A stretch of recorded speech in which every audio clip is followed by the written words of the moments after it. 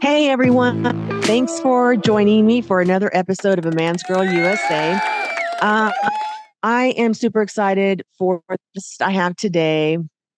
You're going to love her. Her story is amazing and her mindset. She's the epitome of what I feel like common sense is really, and immigrants that come, to our nation and appreciate versus what they had. But we'll get into that and I'll introduce her here in a minute. Right now they're trying to pass that law where Congress can't buy into stocks and, trading and all of that. So I'm a proponent of that because I think nobody in government should be allowed to. They should look at everybody. And I feel like they should go back at least 10 years. And I'm going to call you out, Mullins. I'm going to call you out because I don't know for the life of me trying to figure out, you got into Congress, and then you got into the Senate. I'm wondering what your trading was like, and not just you, but I'm going to call out all congressmen, but I'm just particularly interested in Mark Mullins because you represented Oklahoma at the time when you were in Congress. So I'm all about that. Let's do it. Even Trump, he shouldn't be trade. It should be nobody in the government. I mean, I don't know why this is just now become an issue. You're telling me you couldn't see for the last 50 years, people went in to office elected by the people. Of course, later, I think people were placed there, cheated, whatever, especially with the left. But, and then you left millionaires. How can that happen? It's either insider trading or I'm going to say the Doge thing, which put a spotlight like cockroaches scattering everywhere. The Doge thing came along and exposed a lot of the fraud, waste, and abuse and how these politicians, right, in Senate and Congress and beyond, who were making, deals. Yeah, we'll get this passed. And then they get their spiffs in their pockets, right? They get money added to. The ones that are screaming the loudest about the USAID and and Doge, especially Doge, and the fraud, waste, and abuse that are being uncovered, it's because they're losing money. They're losing their commissions, basically. So those are two separate issues, but they're kind of the same because it's all fraudulent and unethical. And these are the politicians that we have. And again, look at who's screaming the loudest about and lying about Doge and USAID and all these people, these nonprofits are going to suffer. What they're really saying is, you're making me lose my commissions, man. You're affecting my pocketbook. So let's keep it going. But you know what? Tough shit. No way. We're done with that. We're not doing it anymore. We ain't doing it no more. Let's hope that we start getting this all cleaned up. I really feel like President Trump has accomplished so much in the last 6 months that he's been in office, more than anybody has in years being in Washington. So as a president, so this is why they wanted him unalived. We all know this, that, and then the one world government thing, the direction they were going. Why do you think Charles Schwab stepped off the plow? I mean, look, I can go on and on. You guys will all say I'm a conspiracy theorist, but I'm really not. I'm a realist. We know the truth. It'll come out too. The truth will always come out. So maybe not in our lifetime, but it will eventually. Oh, okay. I feel better now. So I'm super excited. Like I said, I want to introduce you to my next guest. I can't wait to have this conversation with her. Please help me welcome Mandy Bell. Hey, Mandy. Hi, how are you? Good. How are you? Good. I'm good. Thank you. Yeah, you're awesome. I'm glad I enjoyed our little conversation we had a little bit ago. So, just tell me a little bit about yourself. You are actually from Canada, right? I am. I immigrated down here when I was a young adult. The economy in Canada wasn't doing well. Probably a good excuse to get away from home too. So I have family both in Ontario and Nova Scotia. I moved down from Nova Scotia, came down here, filled out all the paperwork, did it the legal way. It was kind of a lot of work, money, fingerprints, the works. I told you not to plan to leave and come to the States until you had your permission from the United States. So, although they wanted specific information, it seemed like some of it was counterproductive, but I did it, got permission, came down to the US. Didn't plan on probably being here the rest of my life at the time, but moved to Florida, got a couple of jobs. I just had so many opportunities, ended up in management. And so then finally I've had I ended up having both of my children down here, and I have grandchildren, 4 grandchildren. I'm a teacher, which is something I'd always wanted to do. So I teach high school, I do English, and I do social studies. So I teach have taught American government, civics, economics, and my kids will laugh. I teach American history, and they're like, "You're from Canada. How do you teach all this stuff?" But I give them a good, I can talk about the parliamentary system and I can talk about our system of government here.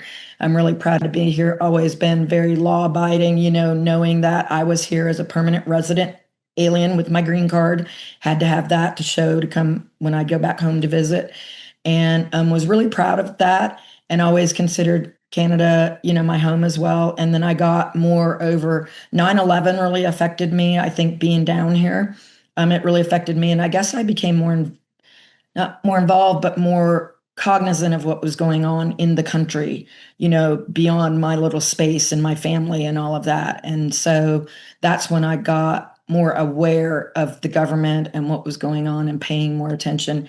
That had a, big impact on me.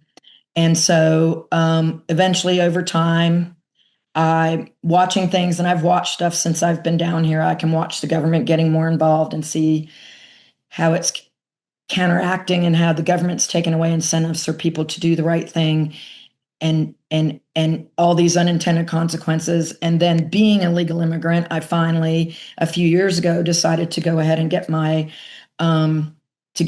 naturalization citizenship in the US. I never really thought that I would do that, but I was like, I'm not going to go back to Canada. My grandkids are here. I love Canada. I go back all the time, but I couldn't go back there to live. I love the freedoms here. I couldn't carry a gun there. I couldn't protect myself there. I couldn't have the freedom of speech that I have here. And so I decided to, and so I filled out the paperwork, had many, many years of living here, did everything right. And my ceremony was actually on 9/11, 2019. Oh, So it was wow. even more emotional. There was like 47 different countries of people there, Mm, getting their citizenship. And it was emotional. And then you go pick up your naturalization certificate. And I mean, I was crying. And yeah. so to me, that gave 9/11 even more emotion for me, but a more positive thing. Mm-hmm. So it hurts me to see over and immigration, they can say immigration has been broken. It's Mm-hmm. because we haven't been enforcing the laws for a lot of years. But over Yeah. the 4 years of Biden's term, the just basically, and I've had people clapping at me about, oh, what open borders, you want between the Virginia and North Carolina and North Carolina and South Carolina. No, the actual open borders where we have allowed, we don't even know. And it's not just, you're not talking about, and I know people say that's racist. I'm an immigrant, I'm a legal immigrant. Mm-hmm. I did it the right way. I know other Mm-hmm. people that are down here on the green card from Canada, from other countries that did get their citizenship. Everybody assumes that everybody's okay with anybody just coming into the country. You're an immigrant, so you must want everybody else. Legal immigrants, they're not asking that.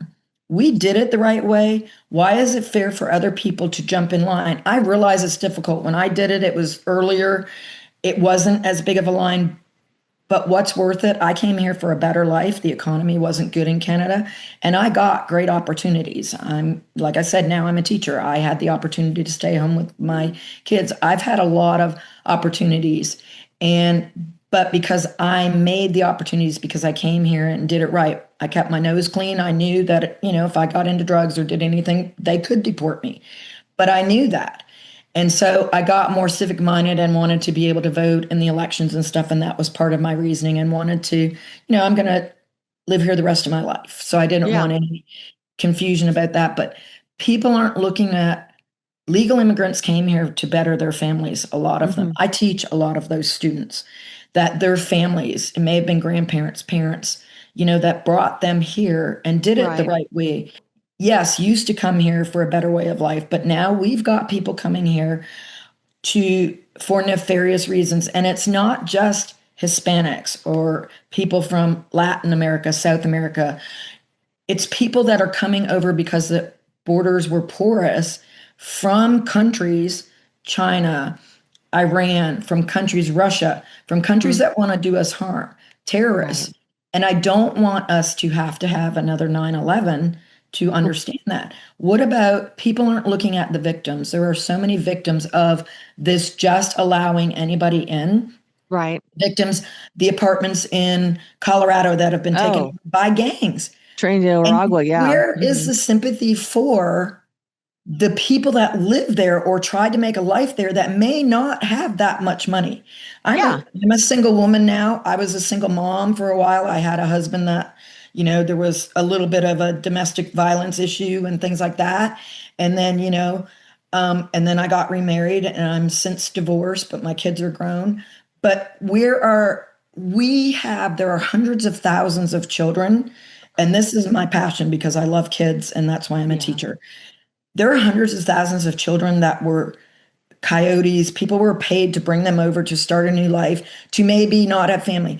There were people that brought kids saying that those kids have disappeared. We don't even know because we were just letting them go. Immigrants, these ones that are being rounded up by, these masked agents, and it's terrible. I don't hear people crying about masks when they're trying to attack police and Antifa that was running around so that you can't find them. Yes. Thank you. Yes. Yes. The only reason they're having to be masked is because these, whatever you want to call them, the do-gooders, are attacking them and their families and doxing them and having people attack. These are men and women that are only doing the jobs. They're fulfilling the obligations. All Donald Trump is doing is fulfilling the laws of the land. If they want the laws changed, the laws need to reflect that. That's what the legislature is for. And these sanctuary states and sanctuary cities, in the Constitution, which is what I have taught, immigration is the purview of the federal government. Technically, the federal government can take your money away, can sue these states and whatever, because you are immigration, because it's the protection of the country against foreign and domestic agents, has the purview over that. You are allowing people to come and then they spread out across the country. And where is the outrage about children that have been sold into sex slavery, or that people paid somebody to come over and then they're holding them hostage and these kids have disappeared? Now we have this whole sex trade industry. Oh, yeah. Porn industry with these young kids, and nobody's outraged about that. Outraged because we want to get rid of people that are known gang members that were told come back to court and have your day in court and never showed up. Oh, they didn't really do anything wrong. So let's unpack some of this, because everything you've said is what I'm like so passionate about, Mandy. Let's start with the fact that, okay, these children, they're like a commodity. They were never, for the reason that they stated there, so they can bring them over. What did you call them? There was a name that you used. The coyotes that brought them over? Yes, the coyotes. But we all know it was the cartels were paying these people, these coyotes, to bring these kids over specifically for their sex trafficking. Okay. The Democrats have always cried, can't separate the bombs from the children. Why are you separating them? But then where are they at now when they went? Because now they're all getting cuts from it. I don't care what anybody says. Until the day I die, Mandy, I will say that the Biden administration, either him or many people in his administration under him, were getting paid they're getting commissions off of these kids. They're making money off of every child that gets thrown into the sex. I'm telling you, they're getting paid for it. Border Patrol data reveals over 529,000 unaccompanied children arrived at the border under the current administration, and tens of thousands of them have slipped through the cracks and disappeared. Well, Tara, thank you for hanging with us through the breaking news. I just want to read a little bit of your testimony that you're about to give there to the committee who's looking into trafficked, exploited, and missing migrant children victims of the Biden-Harris administration. You say in part, quote, sadly, due to the failed open border policies of the Biden-Harris administration, we have delivered these unaccompanied children to criminals, traffickers, and members of transnational criminal organizations who are using the unaccompanied children program as a white glove delivery service of children.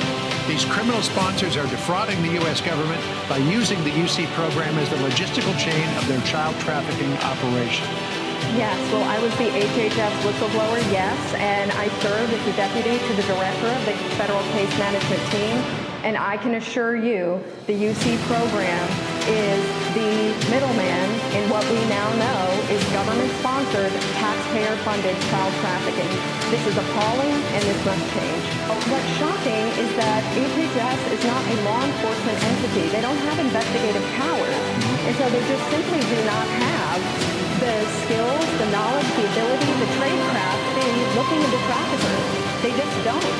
And so this program has failed, and traffickers have been able to exploit this program because of lack of experience and lack of tradecraft on behalf of HHS. They are not equipped to do this mission. That's why 320,000 children are gone. We had the shocking report come from DHS across our desks in August. And here are the sad statistics that are contained in that report. A total of 448,000 unaccompanied children transferred to HHS between the years 2019 and 2023. 32,000 of them failed to appear in court. 291,000 of them were not even given notices to appear. So we have a total of 323,000 children whose status is unknown. And here's the ICE conclusion from that report. Without an ability to monitor the location and status of unaccompanied children, ICE has no assurance UCs are safe from trafficking, exploitation, or forced labor. The children told us they're being lured away from their families. This is a family separation program. These children are brought here to the United States and carelessly turned over to MS-13, 18th Street Gang, other transnational criminal organizations. This is appalling, and I blew the whistle in June of 2021.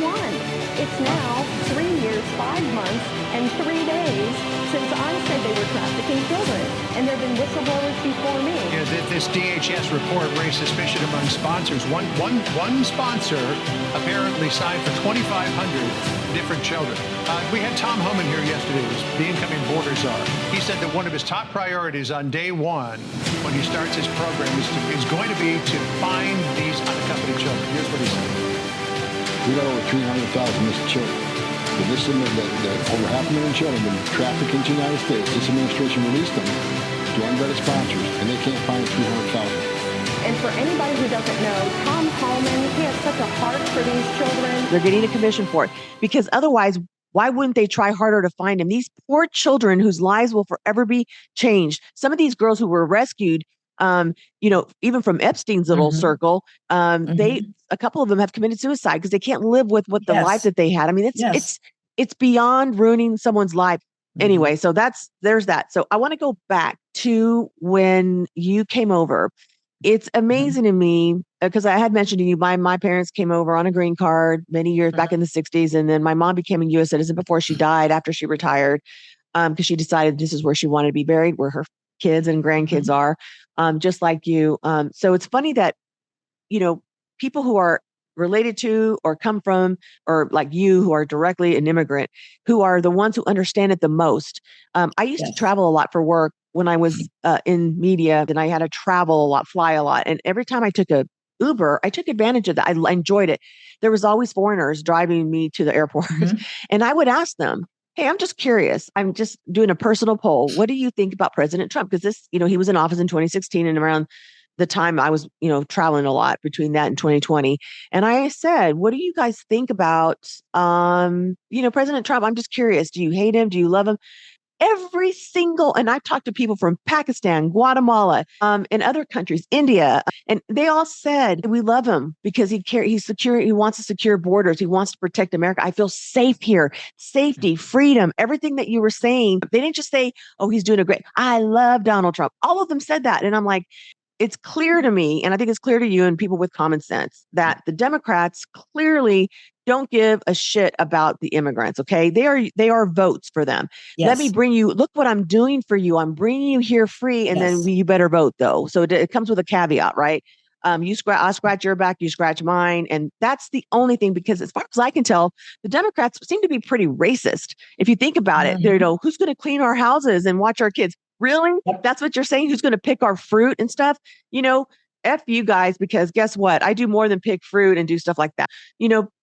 I'm a Mexican, but I'm not just a fruit picker. I'm not just a person that cooks in the kitchen, whatever, and it's just so racist of people to say that about immigrants. It's just about, if you're going to really put them first, illegals or people who want to come over here, then maybe talk about the better life that they want, not what they can do for you or what you're going to miss out on, but how you want to help them. And then if you do that and put their actual best interest first, I bet you find a way to help them come here legally, vetted, Yes. like every other country in this world have strict immigration policies. You can't just cross over. Like you were saying, like, why us? I guess our American citizens are not valued by the Democrats. We're the only ones who they don't give a shit about. They don't care about the Americans.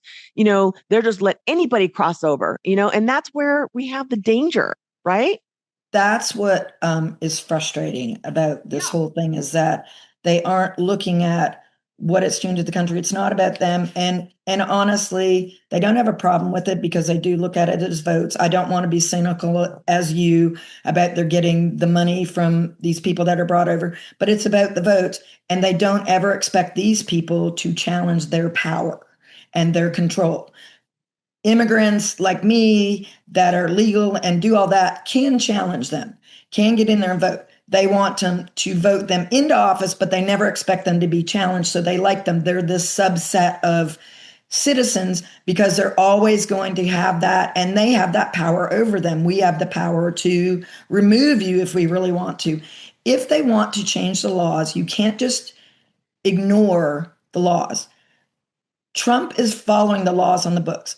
If people want that different and want that changed, then there is a process that's called the legislature. And you go through that process and you say, we're going to let X amount of people come over without vetting them. But it's not just these poor people. It's not just people coming over now to better their lives. We've got gangs taking over. We've got drug dealers. We've got that. Now, granted, we are a big population because we have a lot of people that like the drugs that they're providing. But you have people from these other countries. So they're not looking at the safety of the country. They're looking at these people as they can help me and keep me in power, but they'll never challenge my power. They'll never be in a position, as long as they're this subset, they're never actually going to get their citizenship, just like the DACA people. They don't actually have citizenship. So they're not citizens. So they're in this kind of realm where, yes, you have them under their thumb and you do have bad. I look at it like, why aren't you looking at the people that are here making this country better and doing things? Okay. And why aren't you listening to the citizens? Because eventually the citizens are getting tired. They're doing what everybody does. We want this group fighting with this group fighting with this group, and we're doing that. Change the laws if you want the laws changed. You cannot do, it's just like when they did the temperance amendment where we weren't going to do alcohol and all of that. And then they made that a constitutional amendment. When they decided that wasn't working because the government wasn't making money and it just ran the mafia and things like that, and the government could make money on the liquor now, they didn't just decide, okay, we're just not going to follow that law. They actually had to create an amendment saying that amendment is no longer in effect. It didn't just get ignored. They had to go back and take that out of effect. That's what we have to do. But this just allowing people that we don't know, that's why diseases that we have eradicated in this country have come back to this country.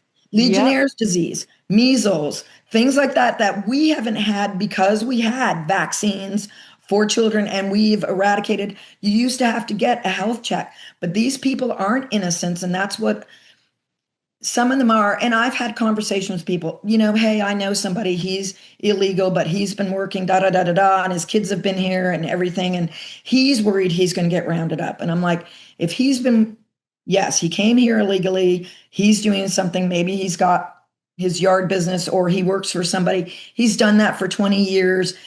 He doesn't do anything against the law other than he came here. And it's like, he's now worried about that. Okay, that's not right now who we're focused on. Okay, we're focused on these people that have just come across, that are gotaways, that were supposed to show up, didn't, that are in gangs, that it's been proven that a lot of them have been adjudicated and just never left or the visa overstays. But I looked at it like, that's not who they're after. That's a consequence. You worry about that because it was a decision you made. So you do stand that. You did come here. You did break a law. You've been law abiding since then. You work hard. Yeah, you do have to worry about that. That is a decision you made to do that. So to your if point, you do get taken, That's a decision you made for your kids, just like breaking the law and going to jail Right. and you're getting separated. You made that decision and there is consequences sometimes. Right. To your point, Mandy, the thing is, people don't understand because here's where the media distorts everything. Yes. What they don't understand is we are totally going after and cleaning the house with the criminals who came over here illegally. That was their first Yes. crime, but then who continue to rape, kill, murder, steal, all of those things. What they don't understand is if you're associated, they mentioned this. I don't know if people don't pay attention to the details, but I do. If you're associated to a criminal, a known criminal, you're Yep. going back too because they don't want to take the chance. You're tainted. And Exactly. so it's as my mom used to say, show me who your friends are and I'll tell you who you are. It kind of goes back to that Yep. birds of a feather flock together. So the government sees it that way and they're going, but people just see like a lady being, I'm like, maybe her husband was a criminal, maybe her cousin, maybe a friend, who knows? Exactly. But if you hang out with these people and they're watching the criminals and they're about to arrest them, they're looking at who's there, you're going back too. So if Yes. my words of wisdom to people other than don't come over here illegally, but if you do and you've been here, clean your nose from all of these people that you hang out with and make sure you know who you're hanging out with because Yep. you're going to go back too. And you can blame it on those criminals or yourself for making those choices. Like you said, I want to clarify one thing. I know when I said that we're paying for that people to come here, when the guys are making this, the government's making a spip, I was talking about the kids because you can't lose. You don't lose. You don't lose. Over 350,000 kids. They're saying it was closer to 400 at the border. We'll never know the true number. No, but I think, and I don't feel like it's cynicism to me to say and put this out there because I'm telling you, Mandy, I'm not a smart girl. I'm not a, I just have common sense. And it's like everything that I've said since 2016 has come out Yep. into the light. And so I'm like, okay, I'm going to keep following my intuition and I'm going to say it.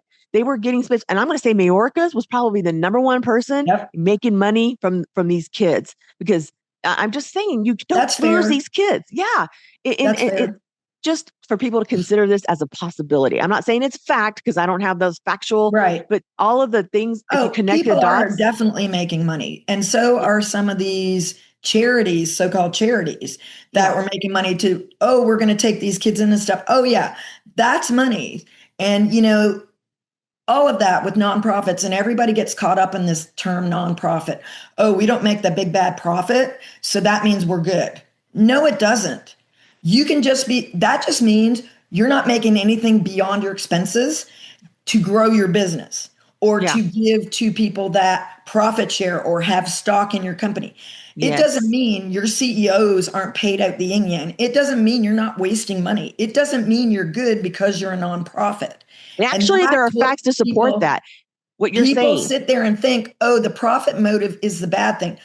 A nonprofit still has a motive. They have a motive. It's still a money motive. You have to look at where's their money spent, how much of it is actually spent on helping, and how much of it is spent on overhead. They're just spending all their money so there's no profit left. When I see things like that and I'm like, oh, and now I just start kind of connecting the dots and putting the dot down on the map and going, and this is why, and this is who. And so I just want to be clear that I don't just pull things out of my ass and go, oh, maybe it's this. There was some kind of factual evidence. I heard somebody in Congress, testify. And so it is kind of conclusionary, but at the same time, it's something that it's common sense to me of, okay, well, if she's doing it, the government had to be involved with that if we're the ones giving the money. So, it's just, And it's a way for them to stay in power, and people don't understand that. Once you get power, if men were angels, no laws would be necessary, okay? Mm-hmm. That is it's Thomas Jefferson or Ben Franklin quote. If men were angels, no laws would be necessary because we would all do the right thing. People are upset. Doge was the best thing that happened to show all the redundancies. We don't end laws and write new ones. We write new ones when there's laws there. We have redundant organizations because they don't have a checkbook. If I overrun my account, my bank's calling me or I'm getting fees. The government just taxes more or takes more money or now prints money or borrows money. That USAID, the people that are yelling the loudest are the ones that are affected. Those organizations were keeping people in power in government because, oh, we're giving money to these people to my set thing. And when that group of people gets the money, they're also taking money and giving it to the politicians to stay in office, to campaigns, things like that. As long as you keep me on the government teat and I'm the organization you're giving this money to, I'll make sure you stay elected and in power. And right now, many, many years ago, I truly believed when we were citizen legislators, people did get into office, and there are some members of Congress, very few, that did go into office to try to do the right thing. But then you get in there and you get corrupted because power corrupts. And so you get in there, people are telling you yes, people are taking you to dinners and things, and it's very easy to get this big head. And then you go in there, but now people will complain about Donald Trump. He's not this. Listen, I didn't want neither him nor Hillary Clinton to be, we've got this country full of people that are eligible to run for president, and these are the two we have, out of all of them. But you're not going to get good people to run anymore because the media, no matter what happened in their life, and everybody makes mistakes, does things, targets you and goes after you and goes after your family if you're in the wrong side. Why would good people do this anymore? So you're going to keep getting people that are in it for themselves and are in it. And you can say what you want. I wasn't a fan of Donald Trump. I couldn't vote the first time, but he surprised me with things he did because I felt like he didn't really have a principle. He played both sides. He, donated to who was going to best serve his interests, which that's what we do. That's inherent in us. Yes. But best serving our interests doesn't mean anything. As long as somebody can't force you to buy something I'm selling, the government's the only one that can force you to buy something that you don't want to buy. Okay, like a toilet and the certain appliances and freaking $5 light bulbs and shit like that. They're the ones that are at the point of the gun. But he did a lot of good things that surprised me. So this, again, there was other people I thought would have been better, but he came in, but at least I had an idea he's going to go in there. Yeah, do I sometimes wish he would stay off of social media and let, when the Democrats are eating themselves, let them feed on themselves. I think he's doing better, though. He's doing better than he did last go around. He is, and whatever.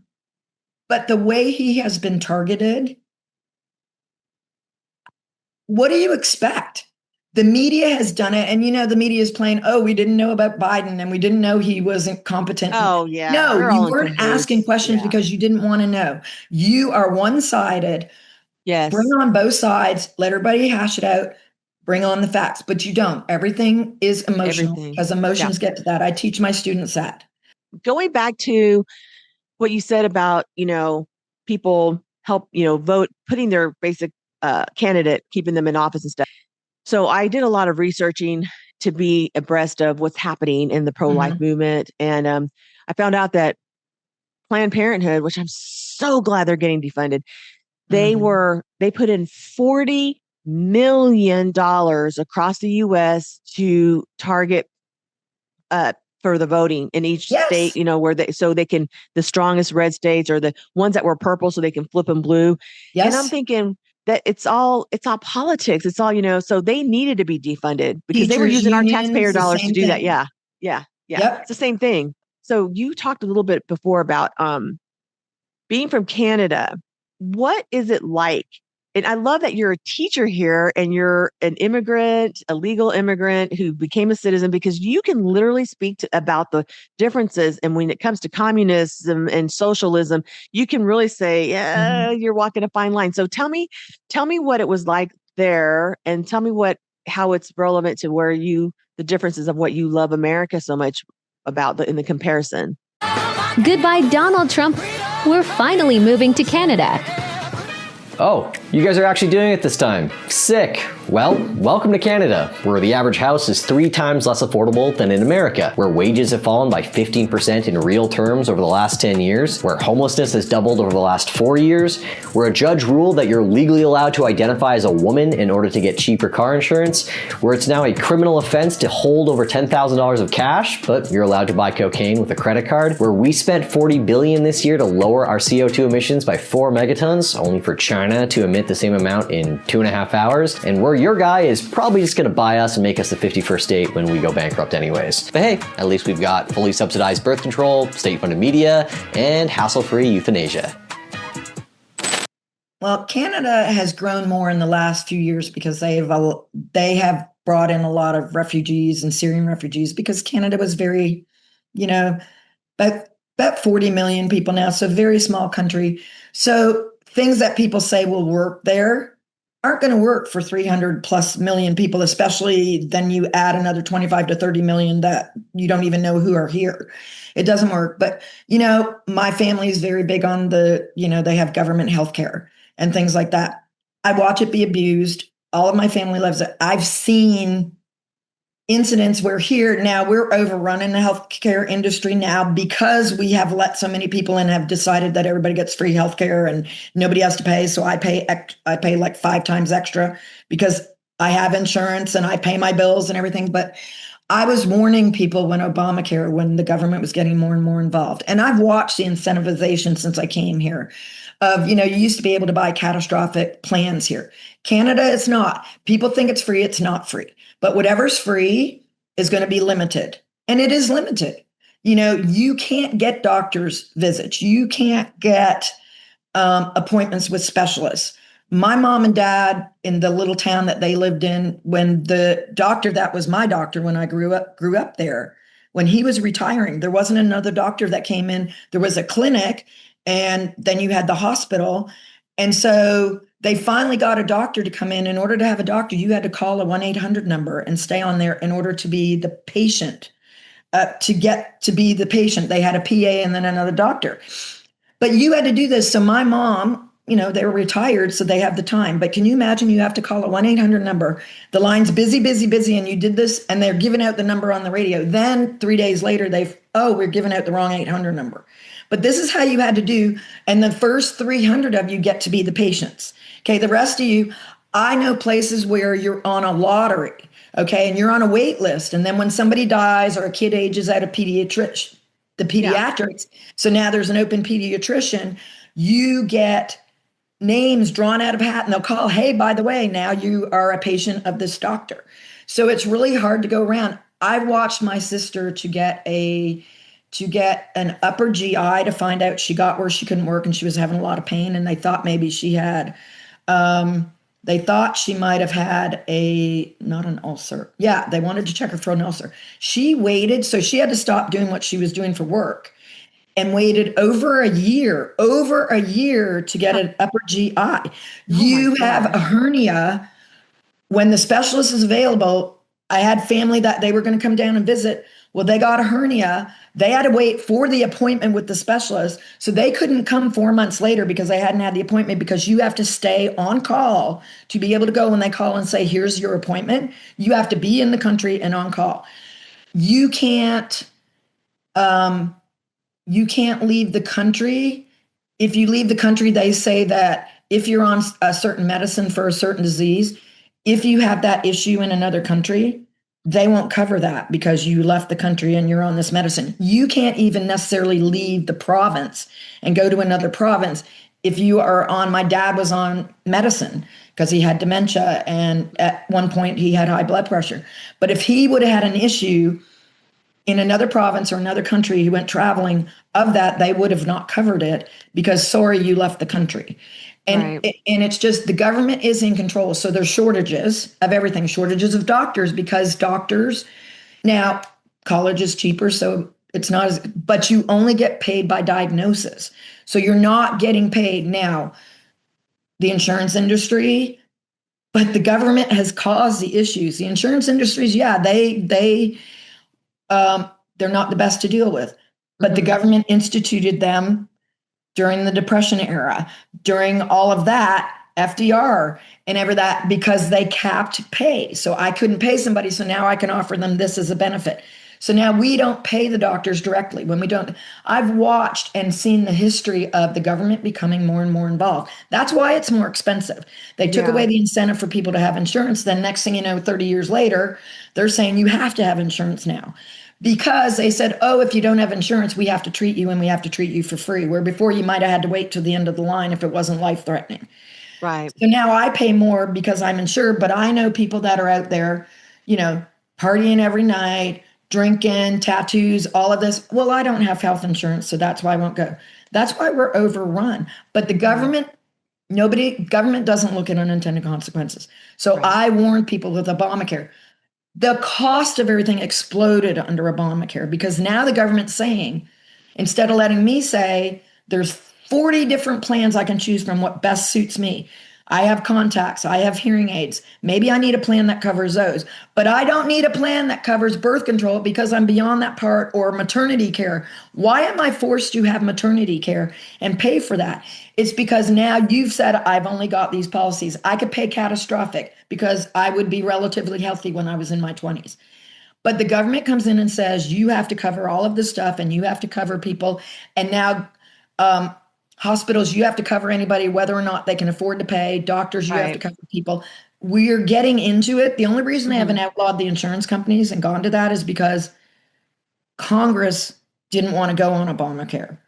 Right. Congress, there was a bill that one of the Republican members of Congress put up saying every member of Congress would have to go on these same plans, and it got voted out. They wouldn't add that to the bill because they still want the insurance companies, because they want their private insurance. They shouldn't get retirement benefits after 5 years in Congress. They shouldn't get lifetime Yeah. health benefits after 5 years in Congress. They shouldn't be doing that. It's not supposed to be that way. You should have to have another job, but they won't live under what they vote for.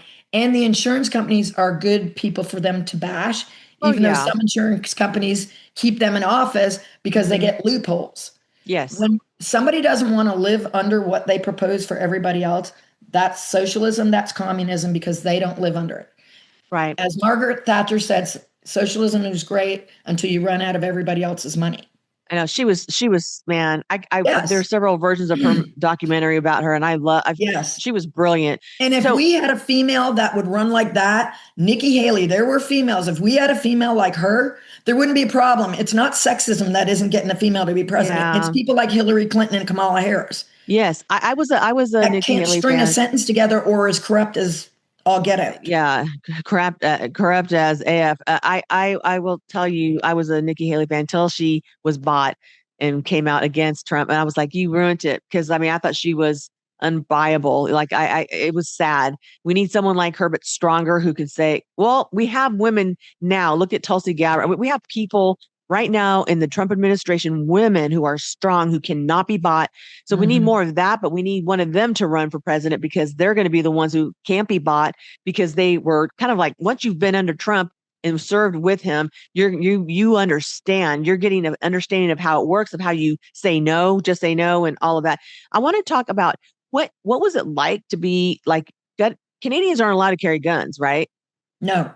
So their logic is, so you have to, it's a major deal. You can have rifles, you can have guns if you're law enforcement, you can have rifles, you can have for hunting, but it's very regulated. Now my uncle had guns, but he had to get licensed for them. He had his basement where he had the guns. He had to literally cage up that room where he had the guns. I mean, it's a major deal, because they look at it like, we shouldn't expect you to be protecting yourself. That's what the police are for. Well, that's great. The police are usually there after the fact. Yeah. In every case. I have a concealed carry permit. I'm single. I'm by myself now. I want to be able to protect myself. That was one of the reasons, as a legal immigrant, I couldn't do that. So that was one of the incentives to also become a citizen, was because then I could do that. I mean, I have to take the thing, but I want to know, if I have my grandchildren or somebody breaks into my house, that at least I have a stand of fighting chance. If I'm out on the street, I'm shopping alone, I'm out, whatever. And because you can't, I'd love that the police would be able to be there, but they can't be there all the time. Yeah. And so Canada's logic is, you can't even have a gun, knives of a certain size. Canada's logic is, we shouldn't expect, by allowing you that, we're expecting you to protect yourself. That's what we have police for. I want to be able to protect myself, and I'm smaller than a lot of men. I'm sorry, That is so stupid, though. I have a gun problem. We have in the United Mental States, health. we have a mental health problem, because Yes. you have Hollywood making stupid movies like One Flew Over the Cuckoo's Nest. And yes, you had men taking advantage and putting their wife in an institute and being allowed to do that so they could divorce them and not have to pay them or to get custody of the kids way back. But then we go totally the other way. Oh my gosh, it's crazy. Everybody's instituted for no reason. And this privacy at 18. You have high school kids that are 18 and their parents can't get information. Almost every mass shooter, there were issues. And they're either blaming somebody or people said, but I couldn't get them help because we can't even do 72 hours of observation. We can't do that because everything's privacy. You can't call somebody. No, you don't want to be, there's red laws, but you can look at that. And most of them had either the government agency failed, that the gun thing didn't go through, the FBI didn't put their name in the system when they've been looked at, things like somebody else got the guns for them and whatever. Right. But the media doesn't highlight all the times. Did the media highlight the man that stabbed people with a knife? So we're going to eliminate knives now? The media didn't highlight the guy that was a concealed carry guy, the man that went into Walmart and stabbed all those people trying to kill them and harm them. The good guy with a gun stopped it. He didn't shoot at all. But his gun was bigger than the knife. But he got that guy down. You don't hear the times that somebody was there that stopped them, or even when the shooting started, somebody took that person down, and it could have been a lot worse. He kind of put him in a frozen, because he stopped. When I saw the video where he was pointing the gun at him, it scared the guy enough to stop him, where the other guys can then jump him and take that knife out of his hand. Yeah. But Canada is kind of similar to the UK. UK is the same way. I mean, what they don't understand is they're focusing on the wrong thing, which is why I think they just lack so much logic in those countries. Yes. Listen, people are going to get their hands on weapons, period. Yep. And your cops won't get there fast enough. So you have to think about, if you really cared about your citizens and not control, then you're going to allow them to protect themselves. I sleep with my gun right by my nightstand. I carry it too. I take it in the truck when we go places. We go downtown. Tulsa's now turning blue. I tell everybody, it's so sad. Charlotte, there's a lot more crime. The city of Charlotte. I'm out of the city of Charlotte. I'm in another county. But Charlotte's that way. It's turned totally blue. You cannot go down there for anything. I used to take my kids down there for fireworks on July 4th. You can't go down there for New Year's. There's shootings and gangs and things like that. And we live in a suburb too. Because it has turned blue. And as it has turned blue, it's gotten less and less safe. And that's the thing about here, I've driven and, I've flown to Maine to drive into Canada and stuff. There are still rural areas in here. Canada is very rural once you get out of the cities. Once you get about 100 miles past the border of the US, Canada. So if I'm driving, you're telling me if I break down, I can't protect myself. I'd love to think Canadians are very nice, but we are bringing in, as population is increasing, cities are getting violence and things like that. I want to know that if I'm in the middle of nowhere, bumfuck Egypt, as I call it, driving, and my car breaks down and I have to walk somewhere or somebody has to help me. Yeah, everybody wants to talk about you have a phone, you do that, but you're miles from anywhere. Yeah. I want to know that I can protect myself even from a freaking wild animal. Yeah, because you know what? Niceness doesn't really have anything to do with mental illness. You could be the nicest person, but have mental illness. And that's what's causing all of the harm. Like you said, people have wanted to help these. Everybody can say, this person was a problem. That is a person that somebody would have been able to say they need a 72-hour whatever. And let's watch them. Okay. I think it's surprising to me that some of these people who have committed these mass shootings have posted on social media, but instead Mark Zuckerberg is too busy looking at conservatives and what they're saying instead of the sick people. They need to create algorithms that pick up those keywords that people talk about, And the other thing is that they're attacking gun-free zones. Yes. Some of them that have lived will tell you, I went here, but it wasn't good. I went here. It was a gun-free zone. So I knew when you've got military members that are getting shot because they can't carry their guns or, because it's a gun-free zone and they could have helped and protected that. That's why there's mass shootings. There weren't mass shootings in schools until schools became gun-free zones. Now we have resource officers. That's great. But if you have a big campus, they can't be everywhere. And that's money. And I'm not saying what do you think teachers are going to pull a gun on their student because they're lunatics? Because, you're not doing what I say, I'm going to pull a gun. No, I said that I did a 2-day thing on threat assessments. And it's a guy that's in South Carolina and does threat assessments where they go through social media and they go through, or people give tips, and they do this whole thing about assessing whether this will be a person that would potentially do this, Yeah. especially somebody that's a loner and feels like society, girls don't like me and stuff. Yeah, because you're weird. Don't be so weird. You're a target Yes, for the people Democrats to come judge after you, to people. use you. Yeah. People judge people. Yes, your parents need to do things that don't socially isolate you. You need to learn to communicate and face people. And I tell my students that all the time. But I want to be able to protect myself because I can't depend on, would I love a cop to be there, but I can't depend on security. And all these people that say no guns, yes, there are ways to restrict them, but there's lots of gun laws on the books. But we also need to help the mental health, and we need to stop thinking you're in a safe place because you're in a gun-free zone. All you are is now a target. Right. There and tell Take people that. Chicago and New York City, two of the biggest cities in America with the strictest gun laws, and look at what happens every day in Chicago, especially on weekends. So many black on black shootings and killings. Laws are only good for the people that are going to be law abiding. Exactly. It only restricts the law-abiding people. It does not restrict the criminal. This guy walked down the street in New York City with a rifle in his hand. Why did nobody call? Like, how did nobody notice that? It's the same thing when people are getting beat up, that big issue where people are getting beat up and they're blaming. And then the operator's going, do you want us to send the cops since people have left? Yeah, fucker. People just got the shit beat out of them.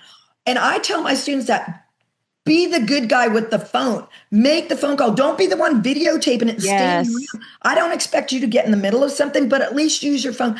Be this mob mentality. Be the good mob mentality. Be the one that starts the good thing. Hey, is there a cop around? Hey, don't put yourself in harm's way, but you can use your phone for something good, and then other people will do. Or if you say, hey, we can help this, just like those people on 9/11 that took down the plane in Pennsylvania.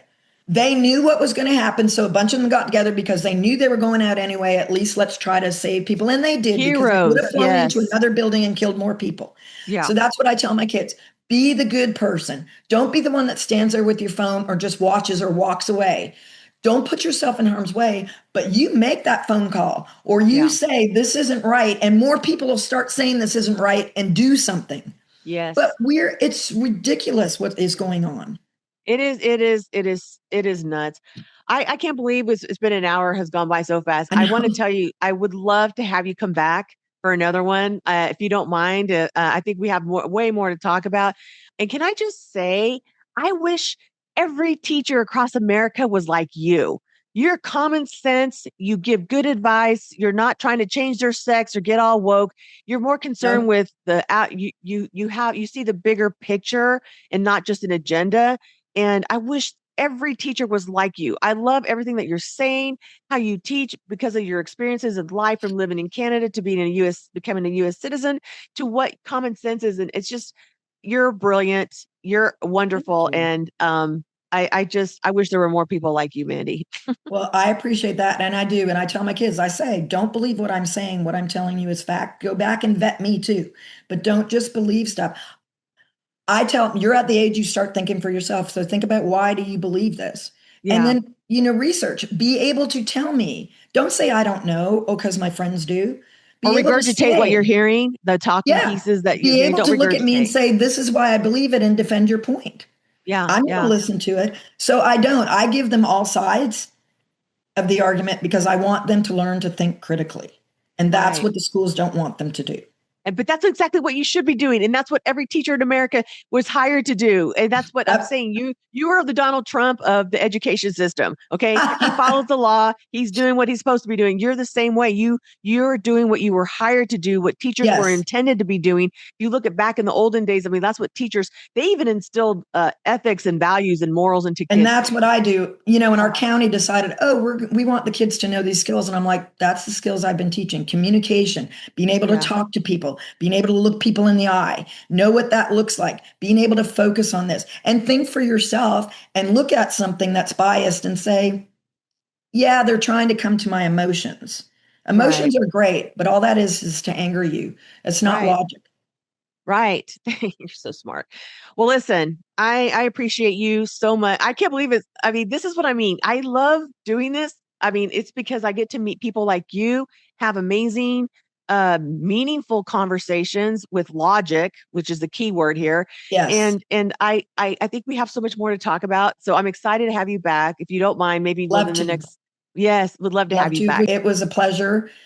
Yeah, because you were open and we can say, and I think there's a lot of people out there, people are just scared to say stuff because of the loud voices. You know, the few are the loudest and they drum people out of society. Because of Trump, I think people are more willing to be more open. But, you know, it's still a long road. I don't know, Mandy, I've been doing it. I've been vocal since 2016. I'm not even lying. Like I got Yeah. very vocal about everybody. And but you're right. I'm not afraid to get suppressed anymore because Right. I will sue their asses this time and I'll have the support of an administration that will be like, you're Exactly. infringing on our constitutional rights. So, again, thank you so much. Thank you. It was great. I You enjoyed it. bet. Have a great weekend. Thank You you. do the same. Bye. Bye.